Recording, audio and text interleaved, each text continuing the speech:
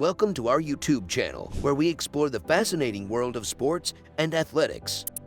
Alright, tennis fans, hold on to your seats and get ready to travel back in time to the explosive world of tennis in the 90s. Today we'll be talking about the player who proved himself to be the worst nightmare of the well-known tennis player Pete Sampras. So sit back, relax, and let's take a dive together in the 90s.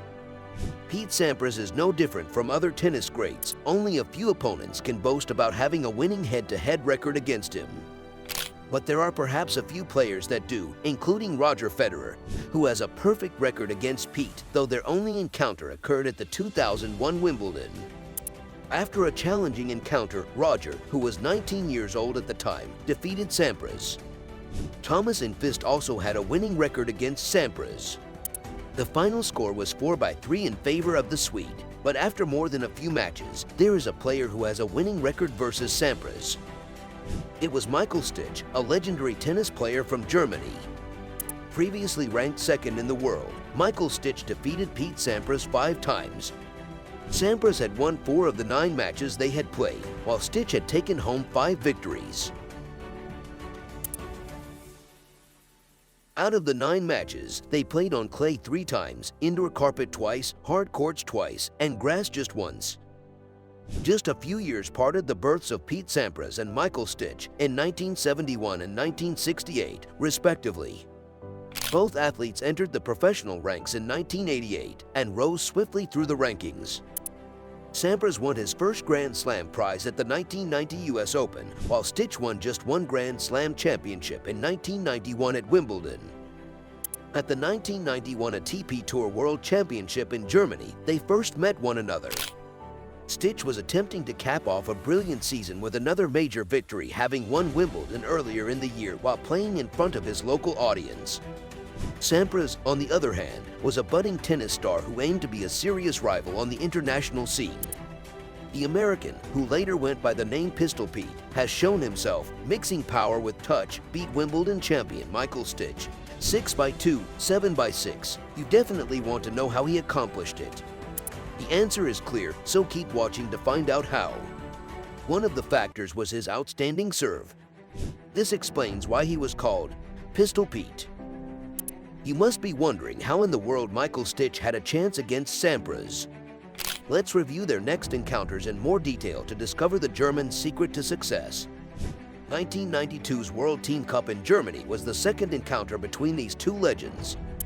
The contest was a phenomenal display of raw athleticism and tennis mastery. Stich fell to Sampras in the opening set by 6-7, but crushed him in the following 2 sets, the final score being 6-7, 6-2, 6-4 for the German. Then Pete Sampras defeated Stich in a fairly straightforward way in the quarterfinals of Wimbledon in 1992, the final score being 6-3, 6-2, and 6-4 for the American.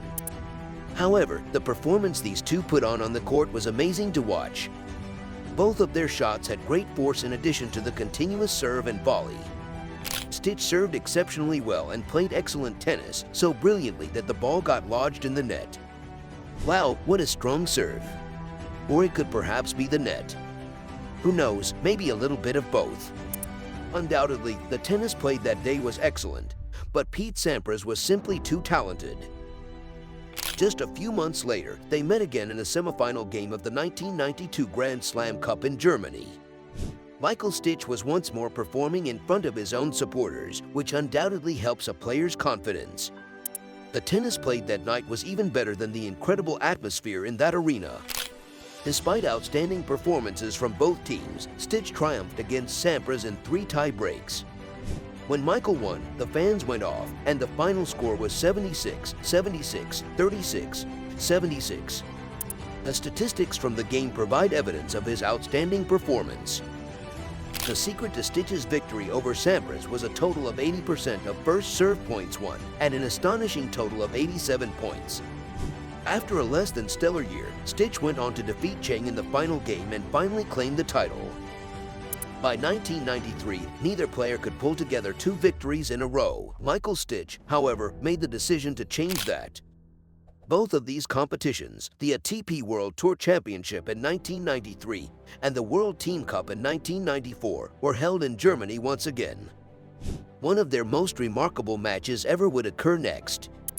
The 1993 ATP World Tour Championships final match will go down in history. Let's examine the specific factors that Stich used to accomplish this. There was pure expertise on show. Both players had a solid start, but Stich won the opening set 7-6 after winning in the tie-break. Sampras then made a better comeback with the second set, tying the score with a 6-2. What happened next was quite amazing, in accordance with Stich. He made the most of his strongest asset, his tremendous shots. In addition to his strength, he had incredible intelligence and adaptability in his play. Sampras was unable to match the easy force that Stich delivered on all of his shots when he managed to regain his game. For Stich, everything was simply going as it should. He delivered another magnificent serve to end the suspense, winning the 1993 ATP World Tour Championship. After a challenging defeat, Sampras said in a post-match interview that it had been a terrific year for him, but that Michael was simply too talented on that particular day. He continued by saying that despite having some excellent opportunities in the third set, Michael Stich just outshot him, giving him the confidence to go on and win the match. Sampras concluded that Stich was just overpowering him that day. Stich defeated Sampras once more in 1994 at the World Team Cup, this time on clay in a closely fought match that lasted the full time. What made this match outstanding? Even though it was a round-robin stage match, it was a great one. The crowd's enthusiasm matched that of a final game. The final number was 3-6, 7-6, 6-2 at the end.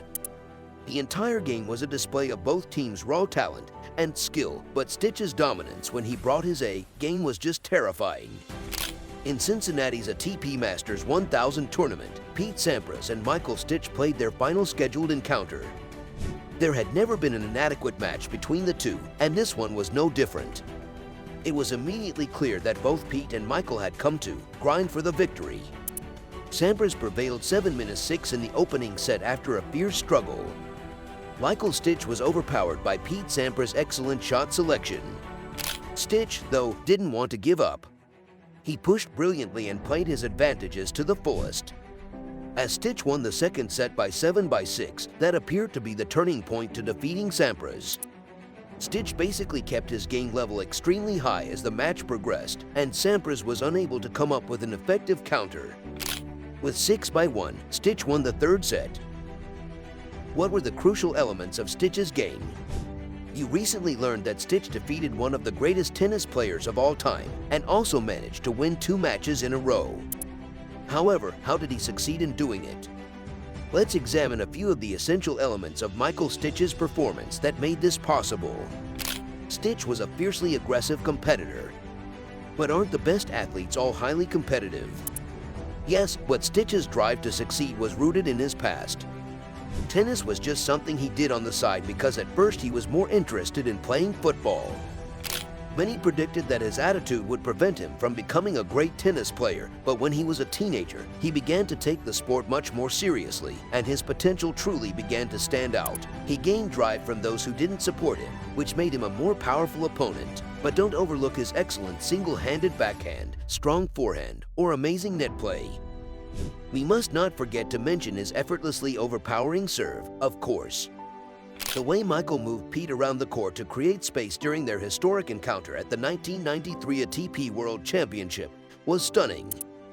His technique was also excellent because it appeared as though he made all of his shots with ease. He simply made full use of his ability to gain an advantage for himself. Naturally, he took advantage of the chance to get closer to the net as soon as it presented itself. He did, in fact, scatter those volleys like they were nothing. One of his best plays, the serve and volley, worked like magic. Of course it would with a serve this impressive. Additionally, the German had benefited greatly from having a few more years of experience via their rivalry with Pete Sampras. What made Michael Stich so unique? What made him Pete Sampras' nightmare? Was it his amazing skill at using his own advantages to offset those of his opponent? Was it his shot's incredible strength and accuracy? Maybe a blend of the two. Michael Stich was a 6 feet 4 inches man with a strong serve. His serve was extremely powerful, which allowed him to frequently use the serve and volley strategy. In one study, it was found that in roughly 30 matches, his average point duration was only 3.1 shots, indicating that his game was incredibly rapid and challenging to handle. Michael would also win roughly 70% of the time when serving. Pete Sampras found it particularly challenging to counteract this kind of play style because he frequently used a similar strategy in his games. Tennis enthusiasts debate whether Stich's serve is among the game's most effective serves. How he would fluidly exploit the kinetic chain to transmit enormous energy onto the ball in order to serve. The autobiography of Pete Sampras contains genuine evidence of Michael Stich's skill. Pete Sampras claims in A Champion's Mind that his biggest rival, Andre Agassi, wasn't actually his most dreaded opponent. Pete's worst nightmare, though, was none other than Michael Stich. He claimed that once Stich is at his very best, nobody in the world can defeat him. Jim Courier's review of Michael Stich's performance in 1993 is yet another example of his amazing talent. Courier said in an interview with the Tennis magazine, May 1993 in French, "Yes, but when he managed to play his best tennis, nobody could compete with Michael Stich." So this is it for today, guys. Let us know in the comment section what you think was the reason for Michael Stich's victories. Stay tuned and we'll see you in the next video.